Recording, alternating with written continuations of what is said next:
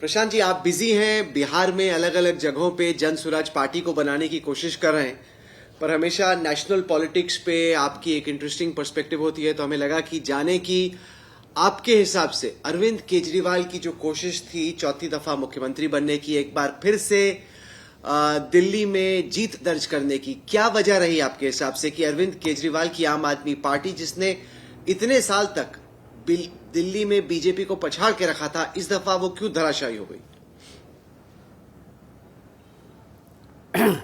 Well Rahul, ये तो आम आदमी पार्टी और आप जैसे विशेषज्ञों को का विषय है। हम लोग तो जो दूर से देख रहे हैं, थोड़ा बहुत जो समझ इसकी रखते हैं, मुझे ऐसा लगता है कि एक तो 10 साल का एंटी इनकम्बेंसी रहा, दूसरी बात केजरीवाल जी का खुद से मुख्यमंत्री न होना, मेरी समझ से वो एक बड़ी गलती आम आदमी पार्टी ने करी।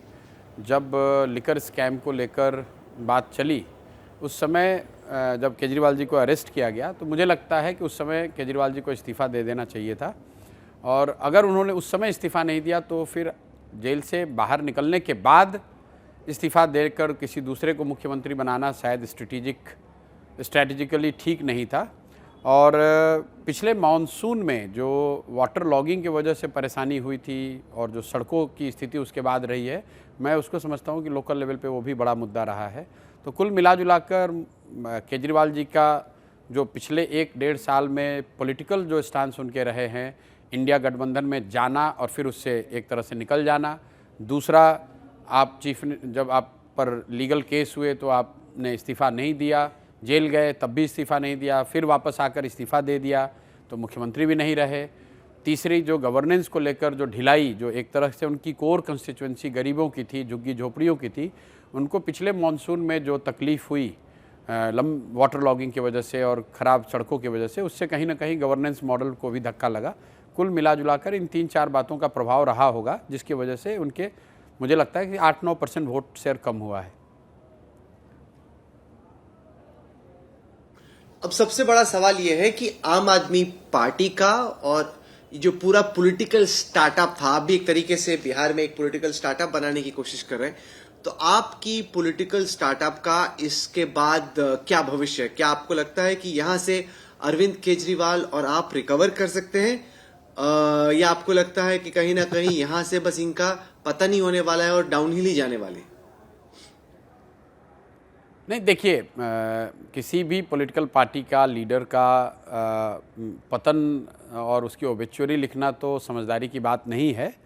Definitely this setback will hit them very hard. It's very tough for them to now regain the ground from here onwards.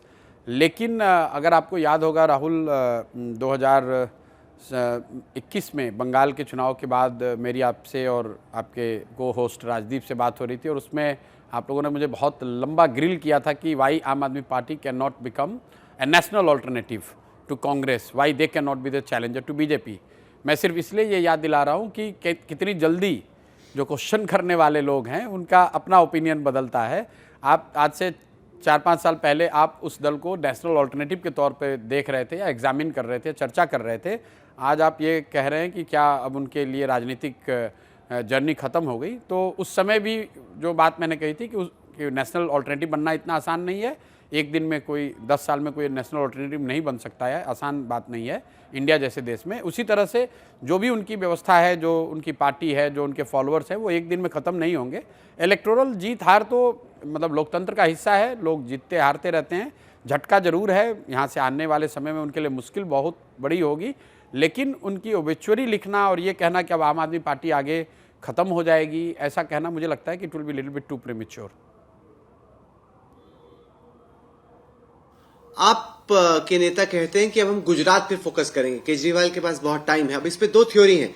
पहली तो ये कि चूंकि दिल्ली से ही पॉलिटिकल पावर की सप्लाई हो रही थी, इसीलिए गुजरात की इकाई खड़ी हो पाई। अब जब यहीं का जनरेटर बंद हो जाए तो क्या गुजरात में पावर सप्लाई जारी रहेगी? क्या आपको लगता है कि वहां पे राजनीतिक जमीन उपजाऊ है उनके लिए, या आपको लगता है कि अब गुजरात जैसे स्टेट में अगले इलेक्शन से पहले अपनी जमीन तैयार कर पाना काफी और मुश्किल हो जाएगा आपके लिए? नहीं, देखिए, किसी भी पहलू के किसी भी विषय के दो पहलू हैं। एक तो ये है कि दिल्ली में हार का केजरीवाल जी के ब्रांड पे जो असर पड़ेगा, जो विश्वसनीयता है, उनकी जो ताकत है, जो एक सपोर्ट स्ट्रक्चर था, उस न होने का कुछ नुकसान है। लेकिन उसका दूसरा नज़रिया ये भी हो सकता है, दूसरा पहलू ये भी हो सकता है कि अब वो बिल्कुल स्वतंत्र हैं, मुख्यमंत्री नहीं हैं, दिल्ली की व्यवस्था चलाने की कोई जिम्मेवारी उन पर नहीं है, तो पूरा टाइम, पूरी एनर्जी, फोकस वो गुजरात या जिन भी राज्यों में वो चाहें वहाँ लगा सकते हैं। तो ये तो मतलब कई बार जो आपके लिए चुनौती है वही बहुत बड़ी अपॉर्चुनिटी भी बन सकती है। और गुजरात में भी बहुत लंबे समय से भाजपा की सरकार है और पिछली बार पहली बार लड़ते हुए आम आदमी पार्टी ने अच्छा प्रदर्शन किया था। तो मैं उस संभावना से बिल्कुल उसको सिरे से खारिज नहीं करूंगा कि आम आदमी पार्टी के लिए कुछ संभावना, अगर वो मेहनत करें, सही में प्रयास सही हो, तो उनके लिए कोई संभावना गुजरात में नहीं है, ऐसा कहना ठीक नहीं है, वो संभावना भी बन सकती है। दूसरी थ्योरी यह है कि इनकी पंजाब की सरकार को भी खतरा है। कल कई सारे कांग्रेस के नेता आए, उन्होंने कहा कि 32 से ज्यादा आपके विधायक हमारे साथ संपर्क में है। हालांकि अभी किसी को नहीं पता, लेकिन आप अगर पॉलिटिकली उसको एनालाइज करें तो क्या आपको लगता है कि जिस तरीके से एकनाथ शिंदे पैदा हुए महाराष्ट्र में, वो शिवसेना को तोड़ते हैं, वहां पे सरकार बनती, क्या पंजाब में भी कुछ ऐसा होगा, या आपको लगता है कि सेंटर के लिए यही बेहतर होगा कि जैसी चल रही है पंजाब की सरकार चलती रहे और अगले इलेक्शन में देखते हैं क्या होता है? नहीं, देखिए, पार्टियों को तोड़ने की जहाँ तक बात है या पार्टियों के टूटने की जो अपनी घटना है, वो तो पंजाब में इतना तो नहीं दिखता है, क्योंकि पंजाब में बीजेपी इतनी बड़ी ताकत तो है नहीं। और आम आदमी पार्टी के बहुत सारे लोग टूट के कांग्रेस में चले जाएं, इसकी संभावना तो मुझे नहीं लगती है। मैं बिल्कुल हैंड्स ऑन वहाँ, मुझे कोई वहाँ की घटनाओं की जानकारी नहीं है, लेकिन मुझे नहीं लगता है कि कोई इमीडिएट थ्रेट पंजाब के गवर्नमेंट को होगा। आगे वहाँ पर लड़ाई आम आदमी पार्टी और कांग्रेस में आमने सामने है, उस समय भले उस पर कुछ असर पड़ सकता है, दिल्ली में सत्ता में न होने का असर पड़ सकता है, आम आदमी पार्टी की लोकप्रियता में अगर कोई कमी आई है उसका असर हो सकता है, पंजाब में वो सरकार कैसे चला रहे हैं उसका असर हो सकता है। लेकिन आम आदमी पार्टी में कोई टूट हो और वो टूट कर एक बड़ी संख्या में विधायक किसी दूसरे दल में चले जाएं, इसकी संभावना मुझे बहुत कम लगती है। कांग्रेस के लिए अब 6 दफा हो गया, 3 दफा लोकसभा इलेक्शंस में, 3 दफा असेंबली इलेक्शंस में कि 0-0-0-0। आपके हिसाब से दिल्ली की जनता के बीच में कांग्रेस एक बार फिर से क्यों अपना कुछ भी परफॉर्मेंस बेहतर नहीं कर पाई? 2% वोट शेयर बढ़ता है, लेकिन सीट शेयर 0 का 0 रहता है। आपके हिसाब से ग्रैंड ओल्ड पार्टी की इस दुर्दशा ऐसी स्टेट में जहां पे 15 साल शीला दीक्षित की सरकार थी, इतनी खराब क्यों है आज की तारीख? नहीं, ये दिल्ली एक्सेप्शन नहीं है। कांग्रेस मतलब पिछले 50 साल की अगर देश की लोकतांत्रिक हिस्ट्री को आप उठाकर देखेंगे तो कांग्रेस जिस किसी भी राज्य में तीसरे नंबर का दल हो जाती है, वहाँ से वो रिवाइवल नहीं कर पाई है। वो चाहे उत्तर प्रदेश हो, बिहार हो, बंगाल हो, तमिलनाडु हो, ऐसे बहुतेरे राज्य हैं, दिल्ली भी उसमें एक राज्य है। एक बार कांग्रेस तीसरे नंबर पर चली जाए तो फिर वो बिल्कुल वहाँ से रिवाइव करना उनके लिए करीब करीब असंभव हो जाता है। और अभी तक तो पिछले 50 साल के राजनीतिक इतिहास में हम लोगों ने यही देखा है कि कांग्रेस या तो सत्तारूढ़ दल हो या चैलेंजर हो, तभी उसके रिवाइवल की संभावना बनती है। तीसरे नंबर पर जाने के बाद या चौथे नंबर पर जाने के बाद कांग्रेस ने अभी तक किसी राज्य में रिवाइवल किया नहीं है। तो दिल्ली भी उसी कड़ी का एक हिस्सा है। 5-6% वोट जो कांग्रेस को उन राज्यों में मिलता है जहां कांग्रेस तीसरे चौथे नंबर पर है, करीब करीब उतना ही वोट उन्हें दिल्ली में मिला है। और इसमें कोई नई बात नहीं है, मतलब बिहार में भी यही बात है, उत्तर प्रदेश में भी यही बात है, तमिलनाडु, बंगाल में भी ऐसी ही हालत है। तो आपने ब्रांड केजरीवाल का जिक्र किया, इस हार का ब्रांड राहुल गांधी पे क्या असर पड़ेगा? न केवल दिल्ली की हार का, क्योंकि अब जब 99 सीटें आई थी जून 2024 में, तो लगा कि ब्रांड राहुल गांधी रिवाइव हो रहे हैं, ब्रांड कांग्रेस रिवाइव हो रहे हैं। उसके बाद हरियाणा में हार होती है, महाराष्ट्र में धुनाई होती है और अब दिल्ली में भी हार होती है। क्या आपको लगता है कि जनरल इलेक्शन में जो वर्डिक्ट आया उसको राहुल गांधी की टीम ने, राहुल गांधी ने खुद और उनके इर्द गिर्द लोगों ने मिसरीड किया, एक के बाद एक गलतियां करते चले गए वहां से? राहुल, जनरल इलेक्शन के रिजल्ट के बाद आप लोगों से फिर मेरी बात हुई थी, उसमें मैंने अपनी एक गलती भी स्वीकार की थी, लेकिन उस समय भी ये बात पूछी थी आप लोगों ने कि राहुल गांधी के ब्रांड का, now the revival of Rahul Gandhi brand. तो मतलब मीडिया तो वो 2020 मैच की तरह आप लोग किसी को जब एक रिजल्ट आया आपने रिवाइव कर दिया, एक रिजल्ट खराब हुआ फिर उसको आपने डाउन कर दिया।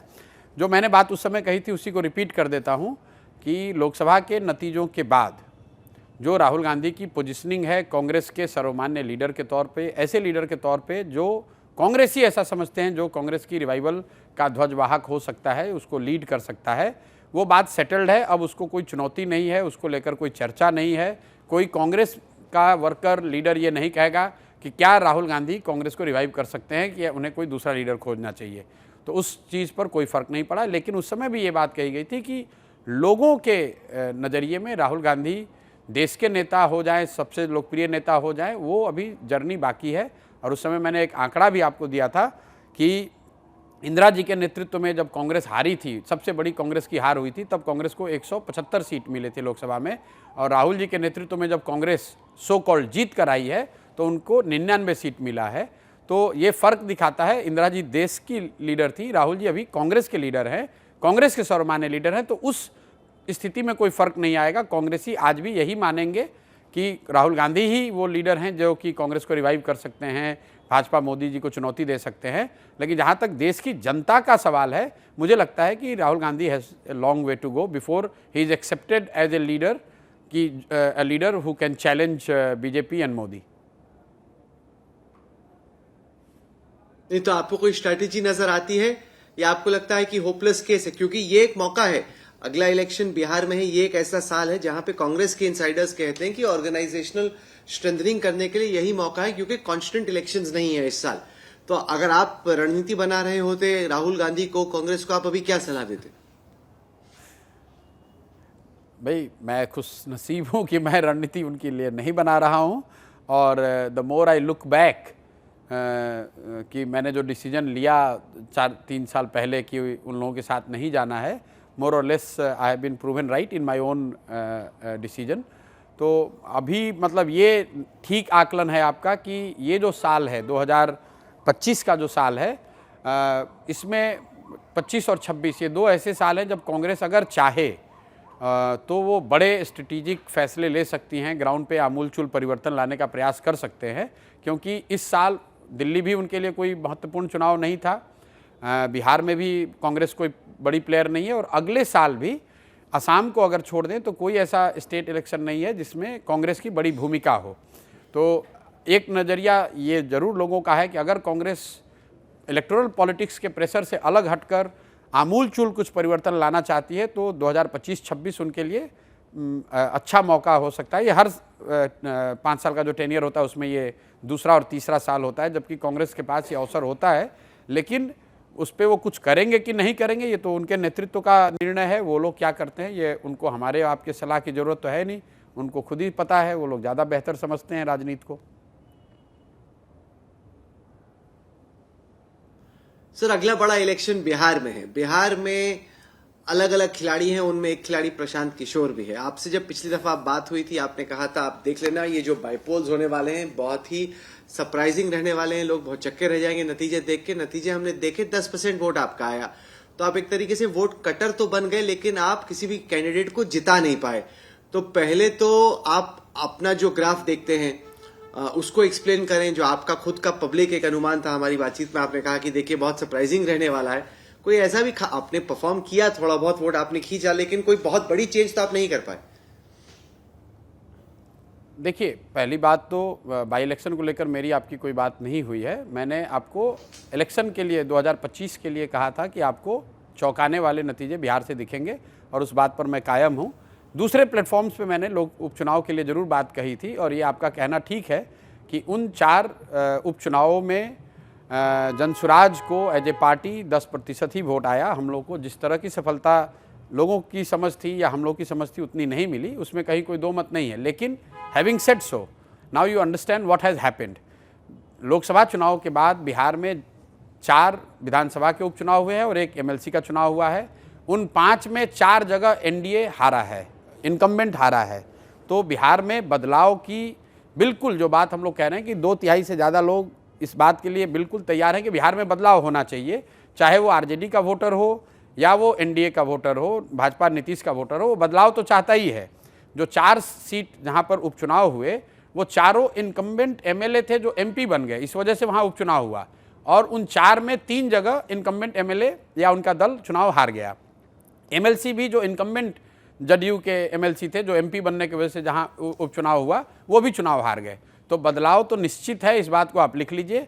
और बीजेपी का जो आप ये बता रहे हैं कि हरियाणा जीत गए, महाराष्ट्र जीत गए, तो बीजेपी बिहार में इतनी बड़ी प्लेयर है नहीं। पहली बात तो ये समझ लीजिए, बीजेपी बिहार में दूसरे तीसरे नंबर का दल है, उनको 19.6% वोट आया है।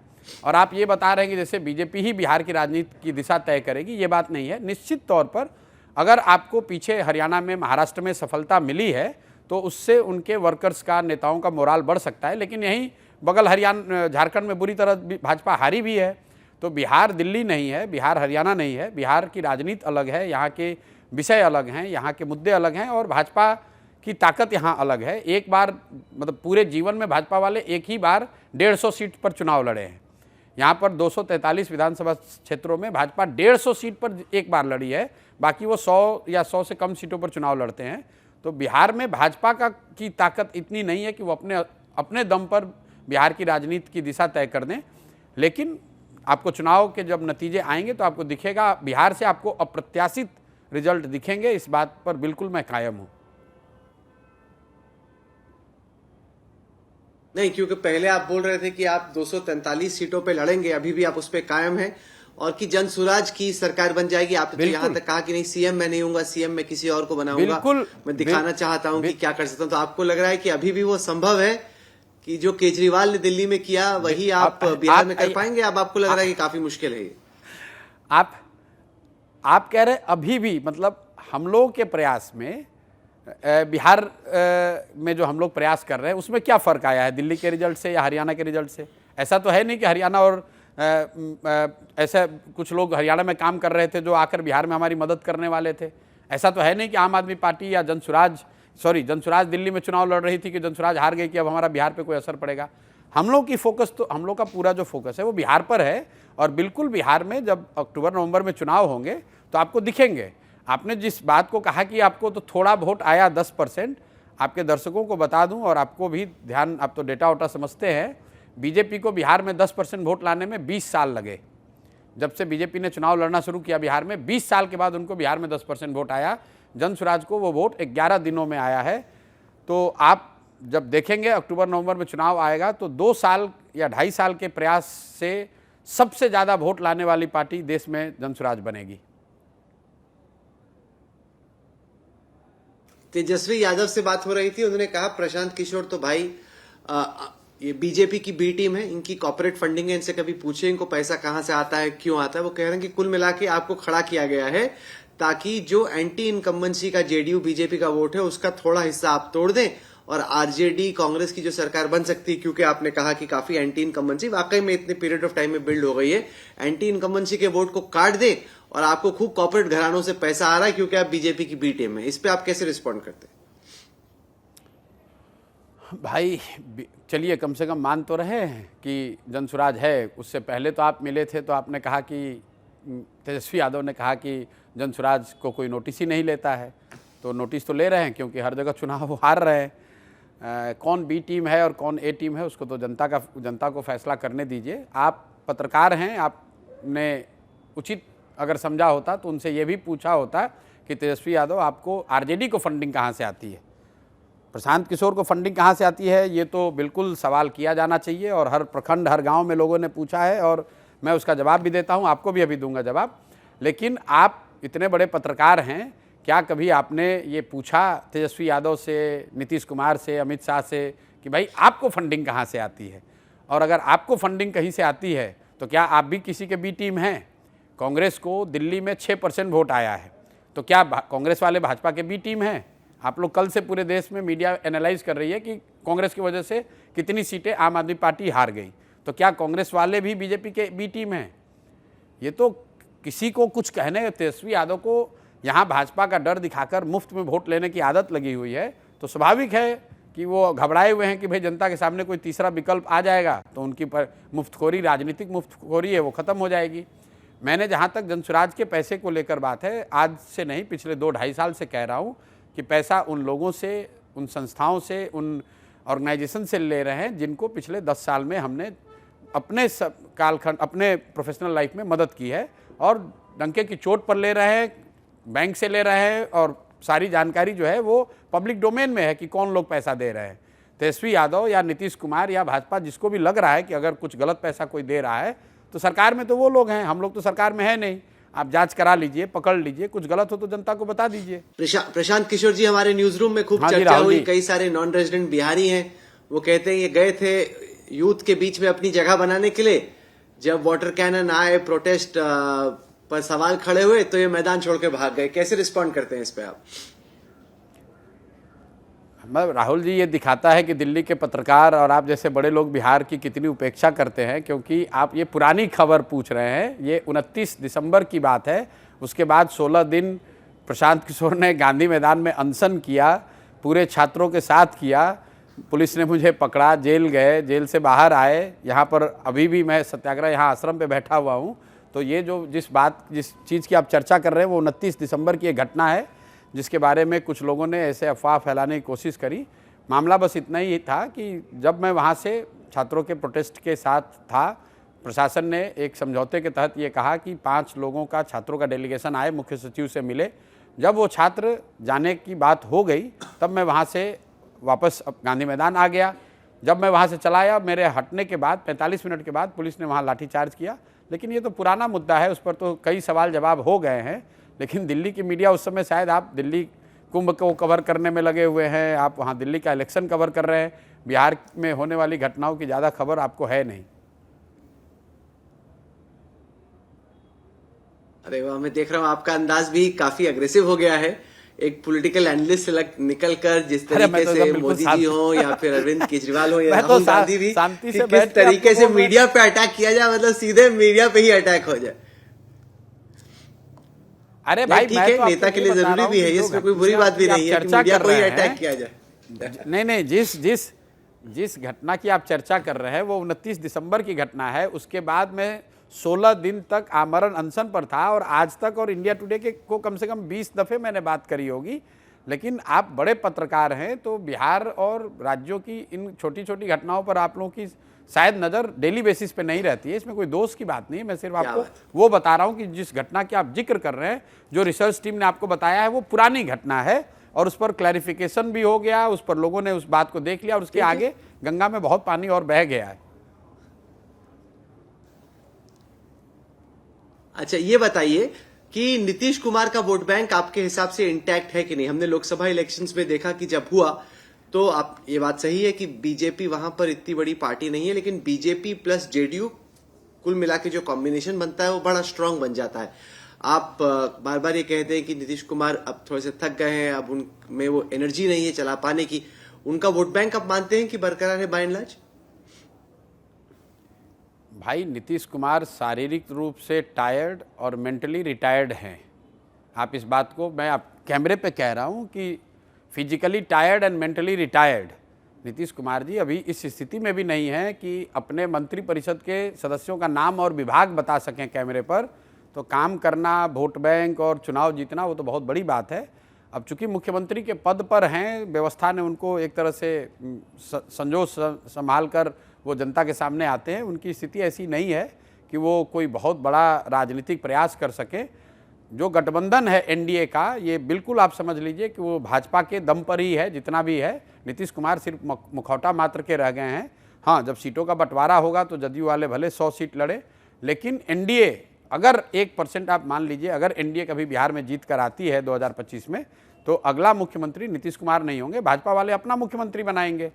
किसी भी हालत में नवंबर 2025 में बिहार में नीतीश कुमार मुख्यमंत्री नहीं होंगे, ये बात तो आप लिख कर ले लीजिए। और जैसे मैंने आपको कभी बंगाल के बारे में कहा था कि भाजपा को 100 सीट नहीं आएगा, वैसे इस बात को भी लिख कर ले लीजिए कि नवंबर 2025 के बाद नीतीश कुमार बिहार में मुख्यमंत्री नहीं रहेंगे। मुख्यमंत्री चाहे कोई बने, नीतीश कुमार नहीं बनेंगे। क्योंकि यही सवाल मैंने बीजेपी के अध्यक्ष जेपी नड्डा से पूछा। उन्होंने बड़ी जोर से कहा और जिद पे कहा कि नहीं, नीतीश कुमार की ही लीडरशिप में लड़ा जाएगा और नीतीश कुमार ही हमारे सीएम के चेहरा होंगे। बिल्कुल, अगर मैं तो आपको कैमरे पे कह रहा हूं कि अब चुनाव बिहार का सामने ही है, तो भाजपा वालों में दम अगर है तो इस बात को अमित शाह जी या प्रधानमंत्री जी के मुंह से कहना चाहिए कि नीतीश कुमार ही मुख्यमंत्री होंगे, ये कह के चुनाव लड़ें, तो हम लोग जैसे लोगों के लिए, जनसुराज के लिए इससे अच्छी कोई बात ही नहीं हो सकती है। मैं तो नड्डा जी को बल्कि धन्यवाद देना चाहूँगा, ये बात आकर वो बिहार में भी कहें कि नीतीश कुमार जी के चेहरे पर चुनाव लड़ा जाएगा और चुनाव के बाद नीतीश कुमार ही मुख्यमंत्री रहेंगे। ये बात नड्डा जी से आप कहलवाइए, इंटरव्यू में भी कहलवाइए, और नड्डा जी के साथ साथ अमित शाह जी से भी कहलवा दीजिए, ताकि बिहार में हम लोग की लड़ाई थोड़ी आसान हो जाए। अच्छा, आखिर में ये बताएं कि चुनाव लड़ाने में ज्यादा मजा आता है या चुनाव लड़ने में? आप खुद लड़ेंगे चुनाव या अभी भी पर्दे के पीछे से दूसरों को ही डायरेक्ट करेंगे? नहीं, मैं चुनाव पहले भी लड़ा रहे थे, अभी भी लड़ा रहे हैं। फ़र्क इतना ही है कि पहले टीएमसी और दूसरे दलों को लड़ा रहे थे, कांग्रेस को लड़ा रहे थे, वाईएसआरसीपी को लड़ा रहे थे, अभी जनसुराज को लड़ा रहे हैं। मोर और लेस काम वही कर रहे हैं जो पहले कर रहे थे। अभी डबल रोल हो गया है, जैसे आप सिनेमा में देखते हैं कई एक्टर को डबल रोल हो जाता है, तो वही डबल रोल हो गया। आप चुनाव लड़ा भी रहे हैं और पर्दे के सामने आकर जो काम करना है वो भी कर रहे हैं। तो आपको लगता है कि इंडिया अलायंस का कोई भविष्य है? आपको लगता है कि आगे चल के कुछ हो सकता है विपक्षी गठबंधन का, या आपको लगता है कि इसका टाइम खत्म हो गया? देखिए, इंडिया अलायंस का भविष्य 2000 हम जैसे लोगों का उस समय भी मानना था कि 2024 में भी इंडिया अलायंस का कोई भविष्य नहीं था, और सिर्फ चुनाव में 10, 20, 50, 100 सीट ज़्यादा ला देने से किसी गठबंधन या किसी पॉलिटिकल फॉर्मेशन का कोई भविष्य नहीं हो सकता है, क्योंकि उसमें इतने कॉन्ट्राडिक्शंस रहे हैं कि उसमें वो कॉन्ट्राडिक्शंस का जो असर है वो आपको दिख ही रहा है, और उस समय भी दिखना था। अगर आपको बीजेपी को चुनौती देनी है तो इंडिया अलायंस जैसी किसी गठबंधन को चुनाव के 6 महीने पहले बनाकर आप चुनौती नहीं दे सकते हैं। आपको बेहतर और ऑर्गेनिक प्रयास और बेहतर प्रयास करने की ज़रूरत है, और एक ऐसे ठोस गठबंधन की या दल की ज़रूरत है जो विचारधारा आधारित हो, जिसमें लंबे समय तक लड़ने और राजनीतिक तौर पर ज़मीन पर उतरकर संघर्ष करने की क्षमता हो। सिर्फ चुनाव से पहले किसी भी तरीके से किसी कहीं का ईंट कहीं का गारा जोड़कर कोई गठबंधन बनाएंगे, उसका नाम आप कुछ भी दे दीजिए, उसका कोई बहुत बड़ा फायदा नहीं होगा। नहीं, पर ये सवाल तो आपसे भी पूछा जाता है। कहते हैं कि जन स्वराज की, प्रशांत किशोर की आइडियोलॉजी क्या है? ना ये हिंदुत्व कैंप में आते हैं, ना सेक्युलर कैंप में आते हैं, ना सामाजिक न्याय के कैंप में आते हैं। इन्होंने तो ममता बनर्जी के लिए भी चुनाव लड़ाया है और मोदी और अमित शाह के लिए भी, कि मतलब ये बड़े आइडियोलॉजिकली एग्नोस्टिक है। भाई, प्रशांत किशोर ने मोदी को चुनाव लड़ाने में मदद करी होगी, प्रशांत किशोर ने नीतीश कुमार, कांग्रेस या ममता जी को चुनाव लड़ाने में मदद करी होगी। जनसुराज ने थोड़ी ना उनके साथ अलायंस किया है। जनसुराज की जो आइडियोलॉजी है वो आपके सामने है। पिछले 2.5 बरस से बिहार के एक एक गांव में लोगों को पता है कि जनसुराज की क्या आइडियोलॉजी है। जनसुराज की आइडियोलॉजी जो महात्मा गांधी की, बाबा साहब अम्बेडकर की है, जो लोगों ने मिलकर बनाया है। 2 साल के विचार विमर्श, मेरी पदयात्रा, मेरे प्रयास, सारे लोगों ने मिलकर जो जनसुराज की विचारधारा तय की है, जनसुराज की विचारधारा वो होगी। ये जरूरी तो है नहीं कि आप कह रहे हैं कि समाजवादी होनी चाहिए इसलिए समाजवादी विचारधारा होगी, या आप कहेंगे कि सामाजिक न्याय होना चाहिए इसलिए सामाजिक न्याय होगा। जनसुराज की अपनी भी जो विचारधारा है, कि जो गांधी को मानने वाले लोग हैं, जो गांधी की विचारधारा है, जो बाबा साहब अम्बेडकर की विचारधारा है, इन 2 विचारधारा के लोगों को एक साथ लाकर एक नया प्रयास करने का जो की कोशिश चल रही है वो आपके सामने है। जो परिणाम होंगे वो भी आपको सामने दिखेगा। चलिए, एक अरविंद केजरीवाल थे जो आईआईटी से निकलकर चीफ मिनिस्टर बन गए, पार्टी खड़ी कर दी। या प्रशांत किशोर कोशिश कर रहे हैं यूएन से निकल के अपनी पार्टी बना के चीफ मिनिस्टर बनने की या बनाने की। अब सारा ध्यान बिहार की ही राजनीति पर रहने वाला है। दिल्ली का चुनाव हो चुका है।